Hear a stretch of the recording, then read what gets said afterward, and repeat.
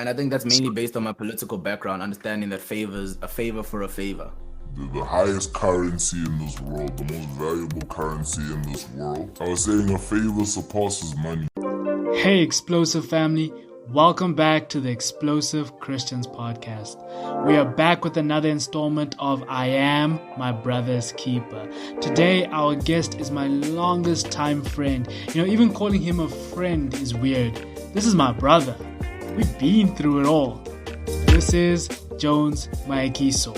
He's a businessman, a futurist, an entrepreneur, a father, a husband, and a stone-cold hustler. Here to talk on navigating your way between a startup and a small business.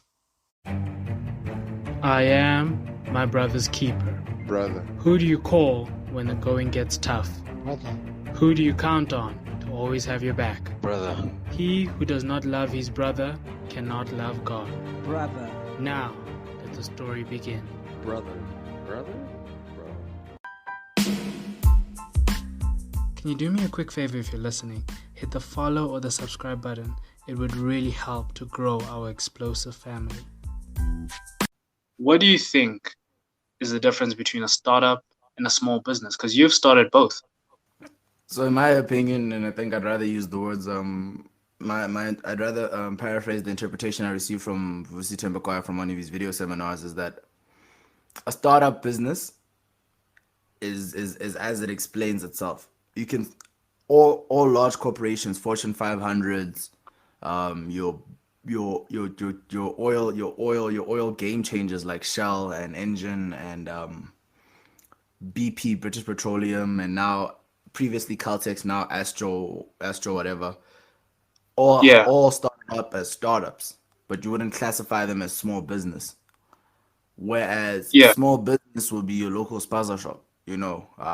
It doesn't end beyond your street, really. If not your street, your neighborhood or your suburb. That's a small business, and I think that's what classifies the difference. And I think the thing about small business is just about its rate of expansion. You can make R1,000,000 a year with a small business, and you'll still be classified as a small business. Because if I'm not mistaken, with the banks as well, they classify you as a SMME up until you make 5,000,000 rand a year. So if you're not making 5,000,000 rand a year, you're still a small business. Don't you think that a small business or a startup do you think it's about the impact that you do, or is it just starting a business? Is it about innovation? A startup will be more on innovation, and a small business is more on meeting an already available market. So yes, like the difference is, what do you think? You say that a small business is the inability to scale, right? If I was to start a spaza shop here in my neighborhood, I'd be a small business, right? Yeah. And for me to scale above means now I'm now entering into the price of now I'm now entering into the next stage is technically micro, then medium, but it's big business now. Now I'm entering into the next thing, because a spaza shop is someone that's supposed to compete with your Pick and Pay, your ShopRite, your Checkers, Yeah. But it's to bring those, and running it from a point of a spaza shop. It's most people that start a spaza shop or whatever don't really have the aim or the goal to start the next Pick and Pay, ShopRite, Checkers. They just want to sell a product, make their money, pay their bills. And I think that's the difference between startup and small business. Whereas a startup business is someone that looks at Pick and Pay and be like, I'm your next competitor. Yeah. Doors open and whatnot. And you place a bid, I place a bid for the same square footage. I'm a contender. I'm just as viable of a contender as you would be, like your Cambridge food, etc. So what challenges did you face when you were starting a small business that you wanted to create into a startup? So the thing is, right now I'm currently operating within two industries, right? I'm operating within the logistics and mining sector, which is what I'd actually classify as my startup business. And I'm also operating in the technological phase, social media management and website creation simply just because I've got the educational background in information technology that I decided let me put my diploma to use. The main thing about, and I just want to like go briefly into the technology, the technological business specifically, is Mm. I treat that more of a side hustle than I actually treat as my main hustle. So, for example, Mm. with this business, I'm not actively looking for clients. I'm not like clients just come by. It's not like I'm trying to push sales targets. It's not like I'm trying to. It's not like I'm trying to network on it or whatever. I literally just Mm-hmm. teach it as I treat it as a touch and go hobby, and that's my Mm. mindset behind it. I'm not trying to turn it into the next Facebook or Instagram. I'm actually even trying to get out of the business. Like, I just want to tell like I'm just waiting for like May to hit, and then in May hits, I'm sending all my clients their final notice. Sending them their final notices and everything, and then giving them references to whoever wants to pursue the services I was offering to them. But whereas my logistics business, now that is my startup, and the Yeah. main challenge that I faced with the logistics business is obviously because getting into the logistics space, it's a very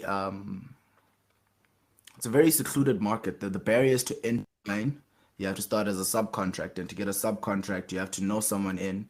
You have to either know the company that has the direct contract, because many fake subcontracts are released. You'll find that the rate that was given is actually a nonsense rate. The original contract would pay 1,000 rand per ton, and by the time the rate gets to you, it's 600, 650 a ton, and that's barely covering your overheads. Then Yeah. you also have the problem of the barrier based on capital, the capital to enter the market. And I mean, a brand new truck and trailer is 2.6 million rand. Yeah. And how do you even get access to those as a young startup, as a young company? How do you even get access to those funds? Exactly. Like, how do you get access to those funds? You can't go to your standard lending institutions without the appropriate credit record and the appropriate sureties. And being what I'm 23 this year, being 23, I have not accrued such resources yet. So Mm. one of the ways that we have been doing it is trying to go in the old fashioned way, which is sending a company into the mines database, allowing us to get a vendor number, to allowing us to bid for direct contracts, towards which contracts can be then used as surety. So that has been Yeah. our approach. That has been our strategy and approach moving forward now. But to highlight basically on your question is the challenges that I faced in my startup business were mainly the barriers to entry, which was heavily capital intensive. If you don't have the resources and connections to embed yourself within the company's database, you have to have Mm. 2.6 million rand to start off as a subcontract to prove that you can do the work. Mm. My The challenges I faced in my small business, besides my own laziness, like I'm talking, yeah, purely external factors now. Yeah. Yeah. It's getting clients to pay on time. Making Oh. clients understand that they're not paying for me to post a picture on their Mm-hmm. Instagram. They're paying for the knowledge and experience I've attained to post a picture on their Instagram. They're paying for what Yeah. my time is worth. And obviously, before I received my qualification, I charged a lot less. But now that I've post qualification, I charge a lot more because my time is worth more now. As I think was it Fat Joe or DJ Khaled where he said, "Yesterday's price is not today's price." Exactly, man. Yesterday's price isn't today's price. It's just genuinely telling a company that, listen, because essentially what I am is I'm a digital marketing firm. Basically, what I am, Yeah. if I want to make it easy for everyone to understand and your listeners to understand. So Yeah. that mainly is it's anyone can post a picture on Facebook. Yeah. You're paying for my taking time out of my schedule to post your picture on Facebook, to add a caption towards it, to include the relevant hashtag, so that way it ensures that your specific product reaches the audience that it's meant to reach. Then the next part is actually setting up a digital shop, because there's no point in having 2,000 followers but no one is buying a thing, you know Yeah. and making making clients understand that all of these things are a process. And I mean, if they want a quick fix, they can just go buy followers. Yeah, Which is also a strategy I do recommend as well. If you want a quick fix, if you want to boost, people are like sheep, especially on Instagram. They're like sheep. When they see one account has 15,000 followers, they're just more inclined to follow than the account that has one follower, you know, that's true. or 20 followers or whatever. You're just more inclined to follow. You're more inclined to you in your mind, you look at it like, what are 15,000 people interested in? Mm. I should also be interested in that. And you're just more likely to follow. And you mentioned, building the relationships, um, building the connections. Yeah. How, and one thing, if people don't know about you, is that there's one talent that I always admired about you. That I've even said to you in the past, is that you have the ability for people to like you. You have the ability for people to do business with you. You're an excellent networker. You know. Mhm. So my question is, how important has it been to build relationships with the right people in your ventures, whether small business or startup? I'd say it's extremely important. With my logistics company. Um, Yeah. the only reason why we are able to get as far as we have gotten now is Mm. purely based on connections. You know, my one Yeah. my one friend's father is actually helping us towards the most part, and that's a connection that I built, ensuring that that friendship itself is nurtured and it lasts. Yeah. I always had a philosophy that between the friends that you make between 18 and 25 are your connections when you're 45 to 50, you know. Wow. That's true. Wow. That's so true. Yeah, and I mean, when you go to campus, you're chilling with the next judge of the high court. You're chilling with the next police officer, the next police commissioner, the next politician, the next medical surgeon, the next etc. Whatever position you can think of. Yeah. I'm saying you have access to them. Like I know a few people that are studying law. I know Yeah. I've always been an advocate towards bending the law a little bit. So I know that when hey man, these things happen. So um, when bouts against the law begin to happen, and these things happen as a businessman, you are bound to get in trouble with the law. Mm. It's a fact. It's gonna happen. Whether or not you're in the wrong or whether or not you're in the right. I mean, the law even targets churches for Yeah. some unknown reason. And you'd think a church would be amongst one of the most cleanest businesses around, but SAPS is on Mm. them. And in South Africa, we know very much well of that. Yeah, so Yeah. the importance of networking for me has always just been based on that fact to know that even if you might not be able to help me now, that doesn't mean I should cast you aside.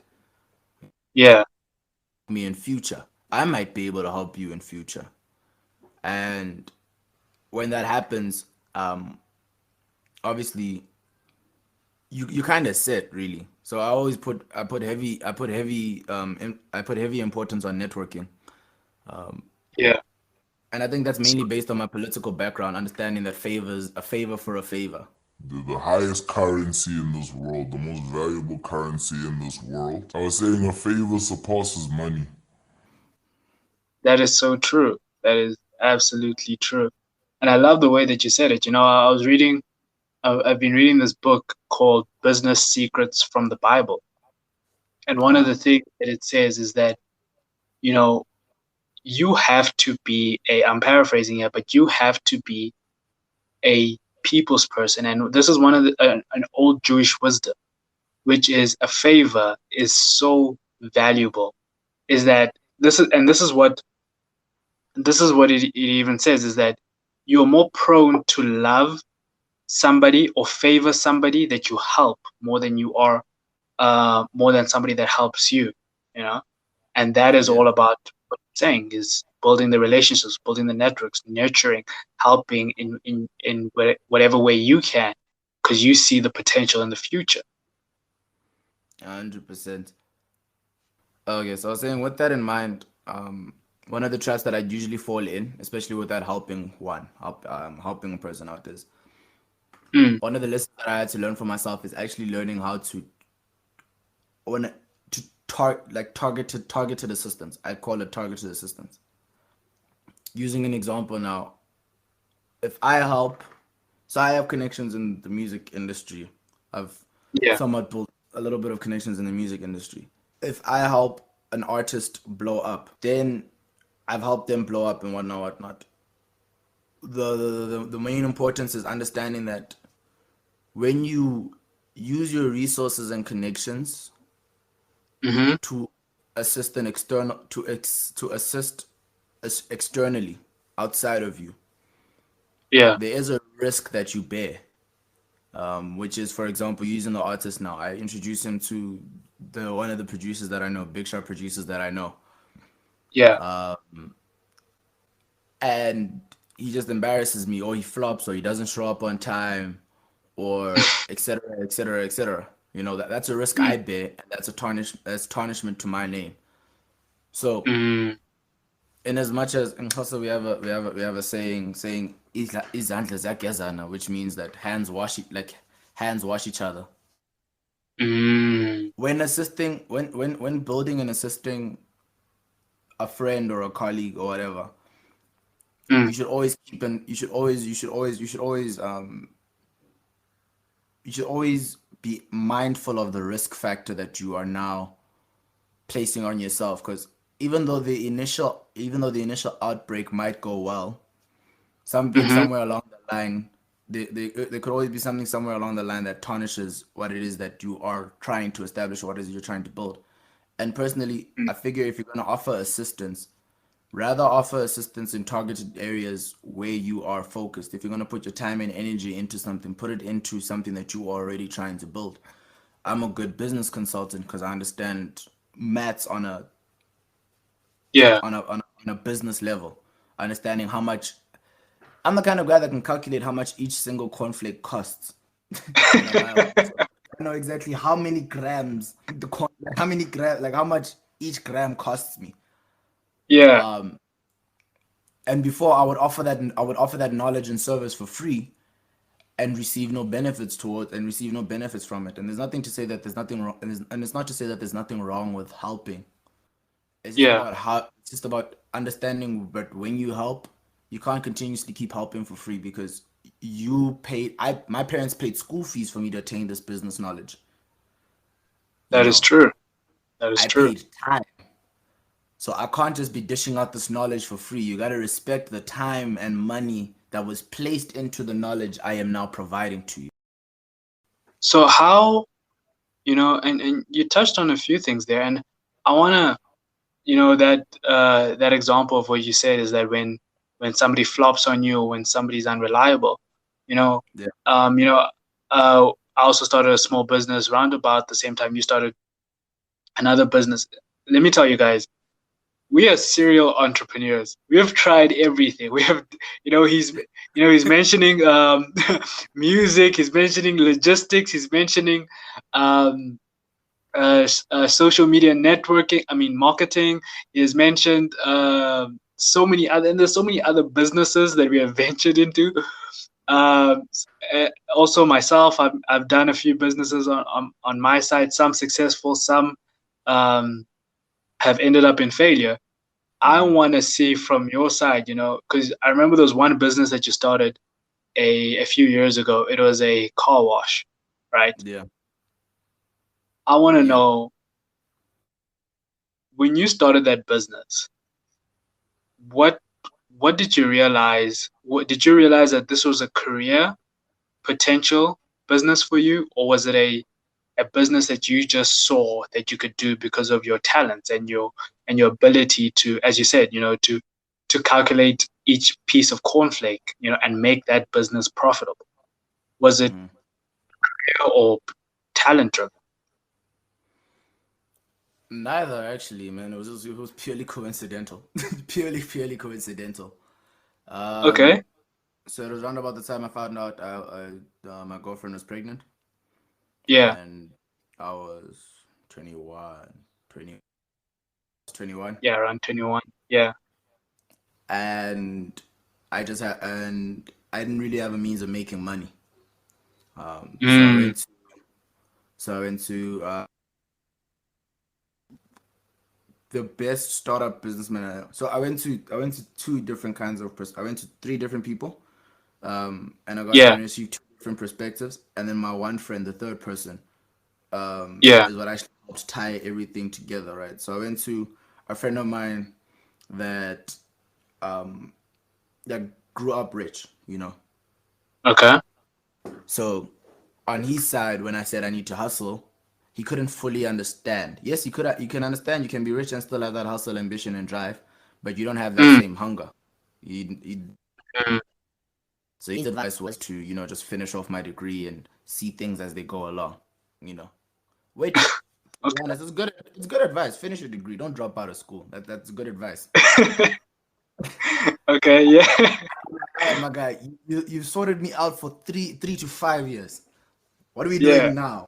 What are we doing now? Yeah. And the next thing came up is then I went to the next guy and he was like, "Hey, bro, you gotta work." And I'm like, "I hear you." See, now we're talking a language. And what is the background of the second guy? Um, I don't know if you grew up. I also grew up rich, but didn't grow up as rich as the one friend. But he had started his own business uh, from scratch, built it up, and he's Yeah. going forward and been going forward with it. Yeah. So now for me to go to him, and I went to him and I'm like, "Yo, my guy, I need to make money. You know, I'm having a daughter. I don't know much about fathering, but if there's one thing I know is that it ain't easy when you're broke." That's I, as much as you know. that's as much as I know. Don't ask me how to change a diaper. Don't ask me how to bath a child. I just know it ain't easy when you're broke. You know. Yeah.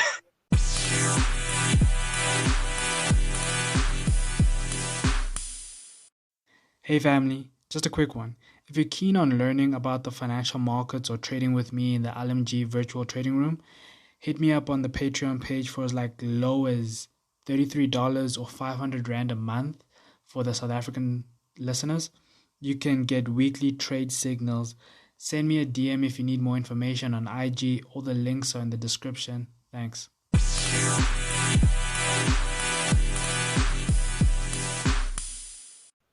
And one of the first things that I had to, and I went to his barbershop because he just started his barbershop up.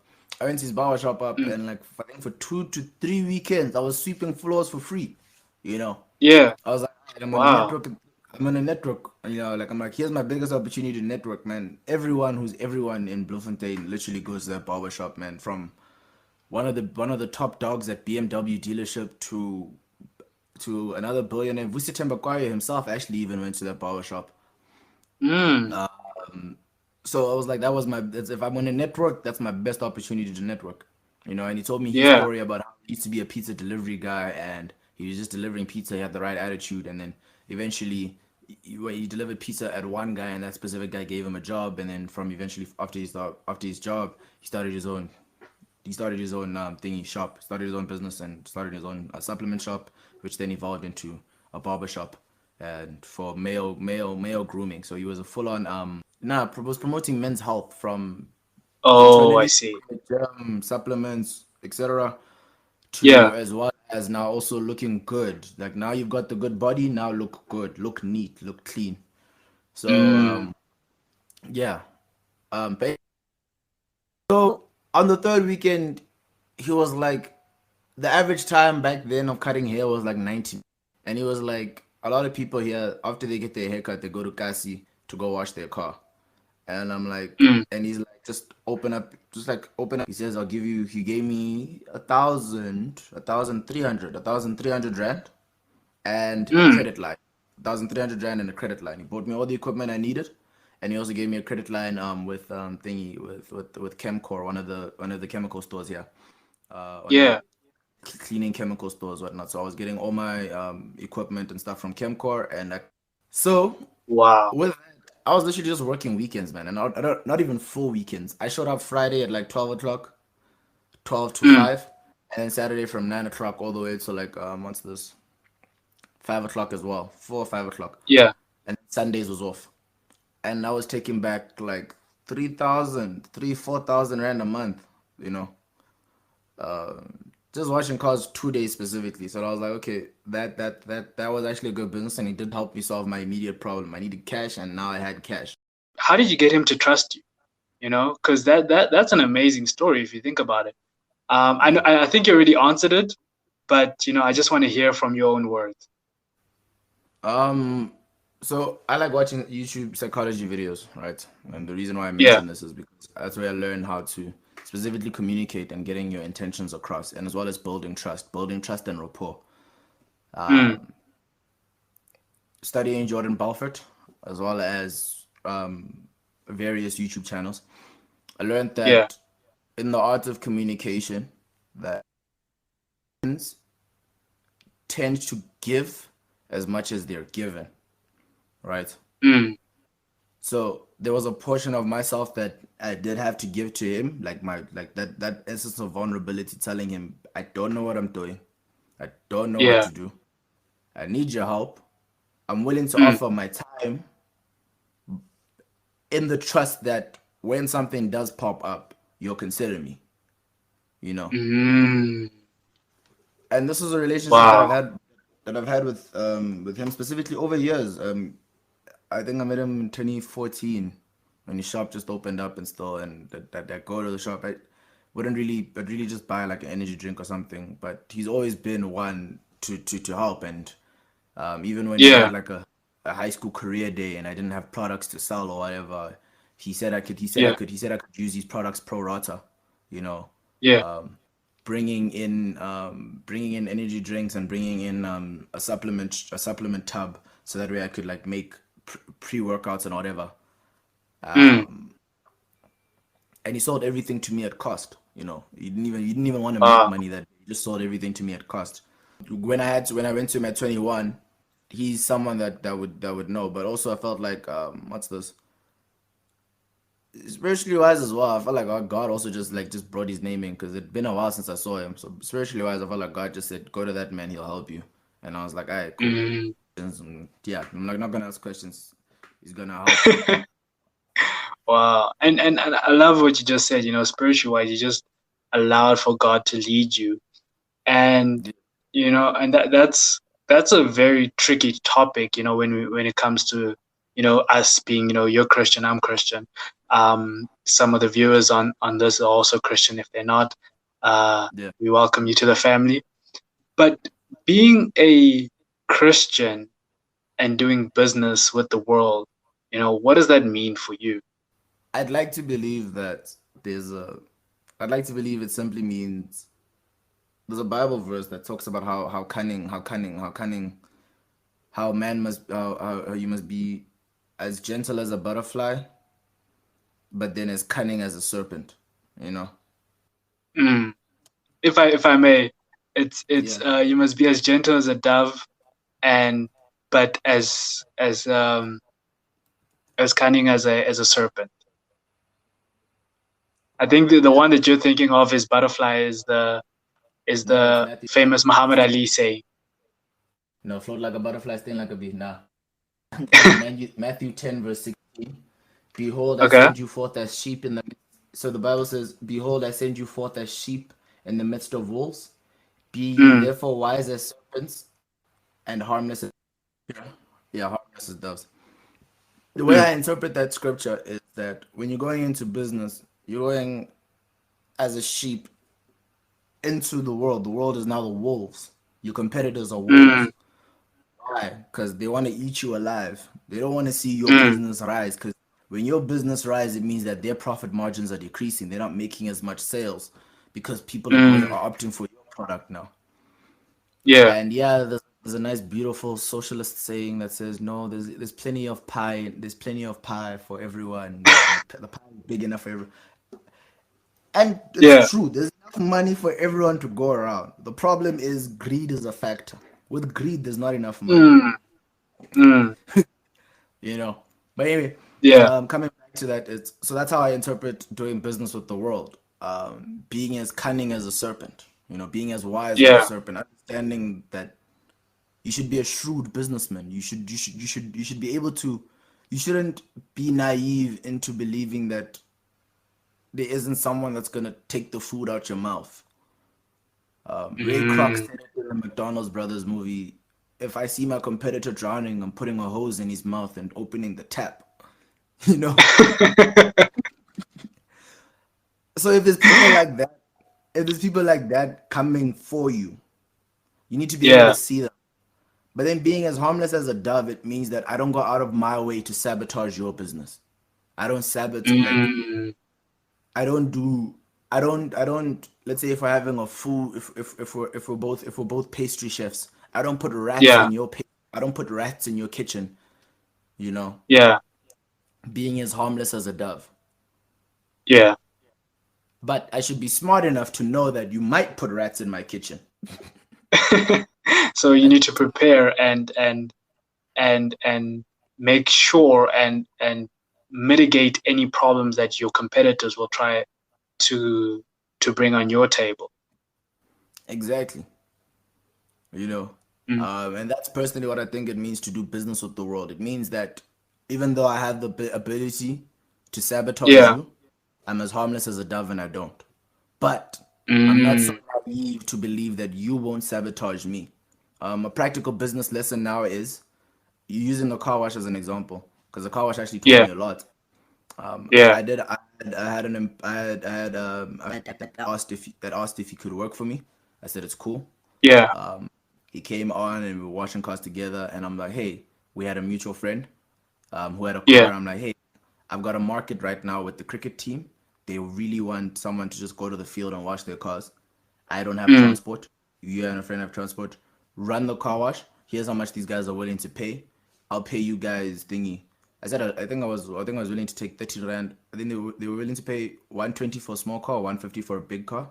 I said I just want Mm. 20 rand. I said I want 20 rand from the small car, 30 rand from the big car, and then they can keep the rest. Mm. And I even told them that Mm. I'll supply everything that they need. I said I'll supply everything. So I'll take 20 rand, 30, I'll take 20 rand to 30 rand, and I'll supply everything. If you need sponges, soaps, whatever, I'll pay for everything. You know. So Yeah. that for me was providing an opportunity. Instead, what Mm-hmm. happened to me now is I was naive. You know, Mm. I was naive.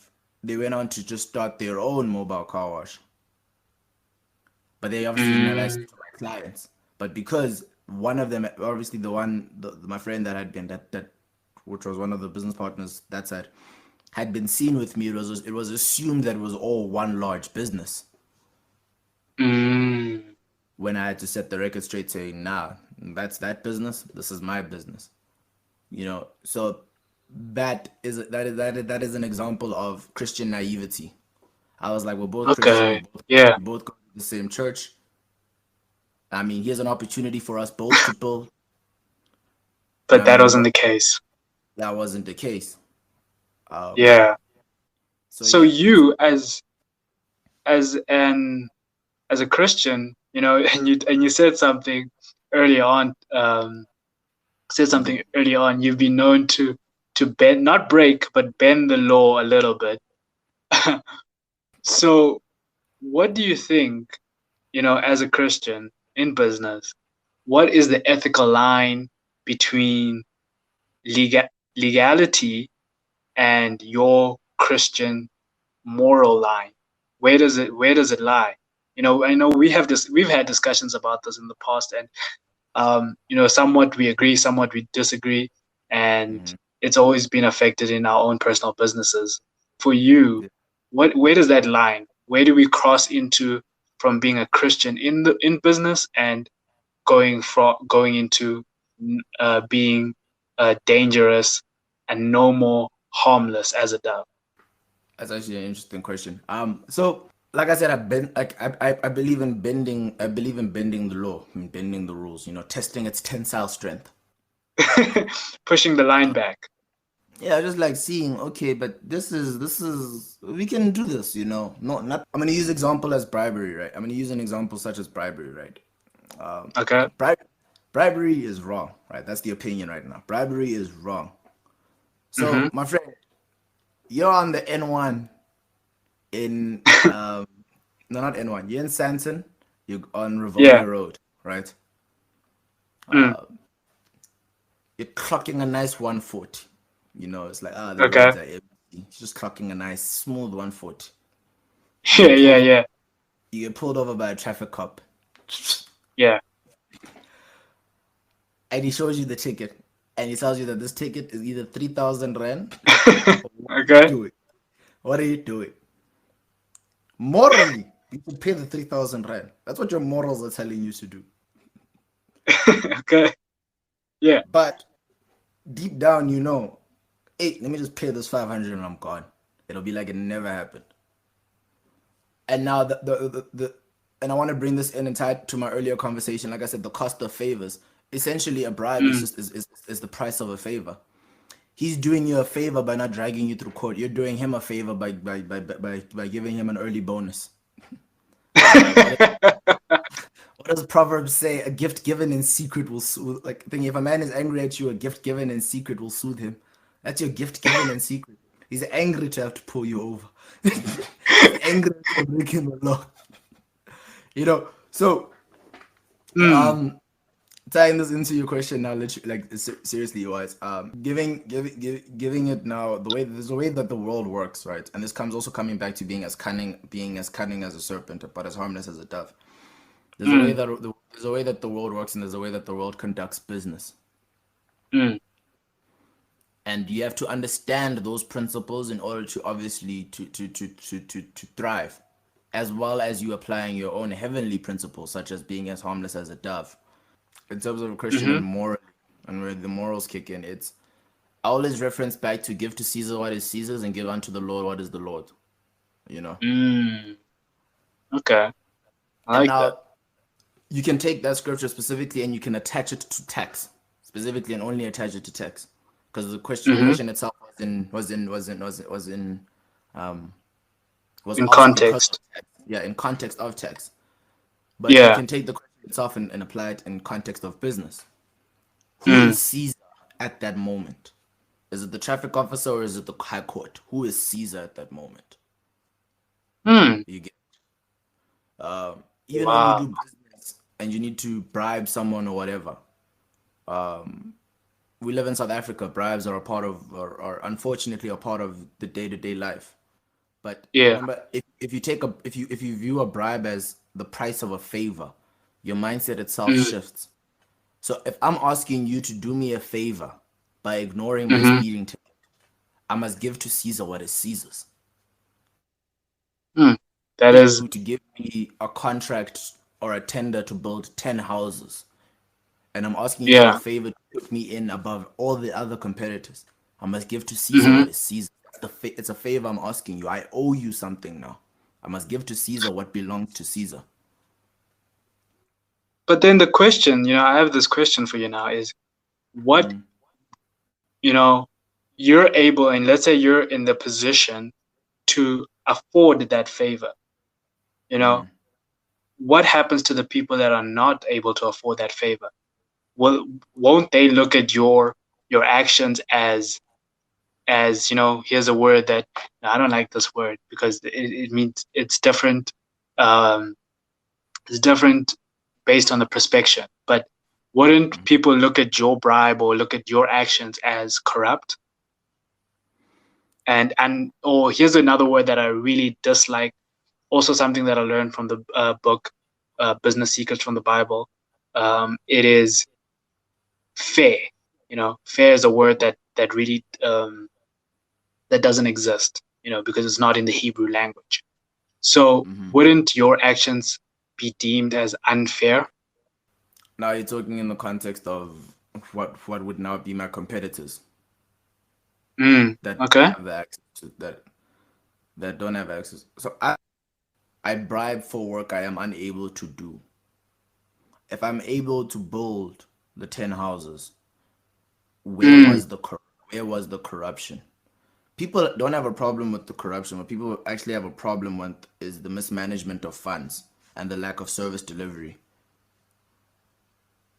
Those mm, with the resources and the access to the what you now phrased as corruption. If they Yeah. provide the service delivery, people don't care how the tender was awarded. At the end of the day, the service that was complete, the service that needed to be done is complete. And that is what Mm, separates, and that I believe is what is, if you take corruption, corruption itself isn't the problem. The problem is the mismanagement of funds and the misallocation of funds and mm, um, lack of service delivery. If you tackle that aspect, corruption in itself is not a problem. Because you don't see people complaining, no, it's unfair, that company got the tender. You see them complaining, that company got the tender, but there's no houses. That company got the tender, there's no bridge. If there's a bridge, they don't care who built the bridge. it's You like know? that one Trevor Noah joke where in South Africa, people get the tender, Yeah. but they don't. They get the tender to build 10 houses. They build one and pocket nine of the houses, basically the money for to build the remaining nine. So that's what you're Yeah. saying. That's the problem, if you like you said, Most, if you're gonna have a tender of 10, build nine, still one, not the other you way know, around. you know, like, and I think that that's also the thing. Like, and to be honest, sometimes it'll be even people will even be lucky if they even see the one of 10 houses. Nowadays what people do, they just level the ground and then they're gone. They level the ground and then they're gone. So, Yeah. um, so now in terms of what is fair, and like I like how you said it, fair is not in the Hebrew language. Mm, Um, here's an interesting question. As a Christian, and being that mm, God is a God who provides, and God is a like as a Christian, using Old Testament as an example, do you believe mm-hmm, that God's people, the Jews, had an mm-hmm. unfair advantage against the man of the men of other tribe, men and women of other tribe, knowing that God, That's interesting. That is a very interesting point because there were other people. There was the Mobad, what is it? Moabites, sorry, yeah, Moabites, Canaanites, Philistines, but God chose the the Samaritans, Israelites. you know, so Mm, that brings back to the question of fair, right? mm, When you operate as a Christian business person, you need to operate in favor, right? Um, wow. Yeah. and you having the resources to be as cunning as a serpent and being able to give to Caesar what is Caesar's is Mm, an example. I've come to believe is an example of that favor. It's favor that mm, awarded you the contract. It's favor that blessed you with the circumstances to be able to attain the contract, mm, or the tender or whatever. It's yeah. favor that someone look at your bid and be like, you know what? Let me give this to him, you know. Mm, All of those aspects of favor. So if you want to say it's unfair, then the person you're saying is unfair to is not me. You're saying it's yeah. unfair that God has given me the resources to operate in the world of wolves. Wow. No, Yeah. I love your answer, my brother. Wrapping up into the final question, Uh-huh. what what can you say to the future self who will one day relook at this conversation? What do you have to say to that person? So my future self is gonna have a lot of money, a lot of it, Yeah. a lot of, Of and course. one thing that I've known is that money has the tendency to obviously expose you. Mm, It shows you who you really are, but I don't think it shows you who you really are. I think it just amplifies who you really are. So you are who you mm, are, but now you just have the resources to amplify it. mm, So what I would say is there's a lot of people that don't like me now. There's a whole lot more mm-hmm. people that's not gonna like me then. It's okay. It's okay, and just Mm. I don't want to say don't forget where you come from because I feel like that's so cliche and that's so corny. And really, Yeah. it's something that really just loses context.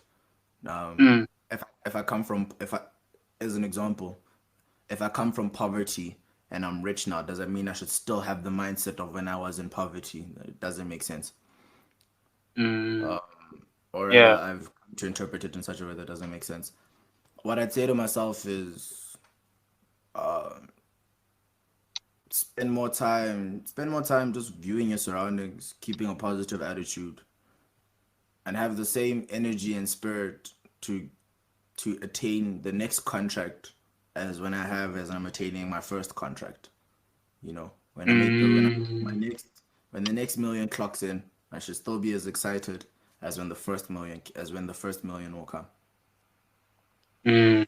Love that answer. My Yeah. brother, thank you for being on the podcast. Thank you Thank for being and having this discussion. We really appreciate you here. thank you for having me, brother. All right. Cool. Signing out. Signing out.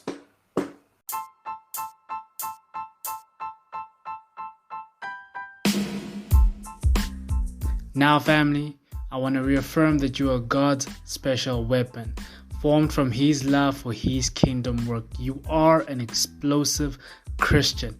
Thank you for listening. If you've enjoyed this podcast, please rate, review, follow us, subscribe, wherever you're listening to this from. Follow us on our socials. The links are in the description. Have a great one, guys.